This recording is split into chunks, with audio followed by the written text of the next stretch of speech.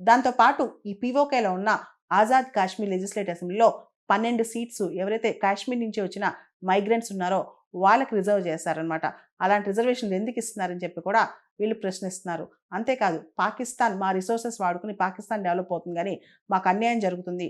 మాకు ఒక పక్క భారతదేశం నుంచి అన్యాయం జరుగుతుంది, ఇంకో పక్క పాకిస్తాన్ నుంచి అన్యాయం జరుగుతుంది. ఇన్ఫ్యాక్ట్ చెప్పాలంటే హ్యూమన్ రైట్స్ వయలేషన్స్ విపరీతంగా జరుగుతున్నాయని చెప్పి అక్కడ ప్రజలు వాపోతున్నారనమాట. అవసరమైతే మమ్మల్ని భారతదేశంలో విలీనం చేయండి కానీ మాకు ఈ కష్టాలు వద్దని చెప్పి కొంతమంది డైరెక్ట్‌గానే చెప్తున్నారనమాట. ఇదంతా కూడా ప్రపంచవ్యాప్తంగా మీడియా వాచ్ చేస్తుంది. అంటే కొంతమంది ఆల్ జజీరా లాంటి వాళ్ళేమో పాక్ అడ్మినిస్ట్రేటెడ్ కాశ్మీర్ అంటున్నారు. కానీ మనకు తెలుసది పాక్ ఆక్యుపైడ్ కాశ్మీర్ అనమాట. అసలు ఇక్కడ అంటే పాక్ ఆక్యుపైడ్ కాశ్మీర్‌లో ఉన్న ప్రజలకు ఏం కావాలి? Basic health, infrastructure, education, basic facilities కావాలి.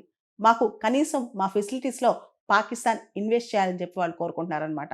మనం గమనిస్తే పాకిస్తాన్ ఎప్పుడు ఈ ప్రాంతంలో ఏ చిన్నది జరిగినా ఇండియా కారణం అని చెప్పుద్ది.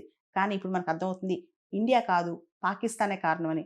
అంతేకాదు బలూచిస్తాన్ విషయం చూసినా, పీఓకే విషయం చూసినా పాకిస్తాన్ ఫెయిల్డ్ స్టేట్. పాకిస్తాన్ కనీసం బేసిక్ అవసరాలు, ప్రజల యొక్క బేసిక్ అవసరాలు కూడా తీర్చలేకపోతుంది.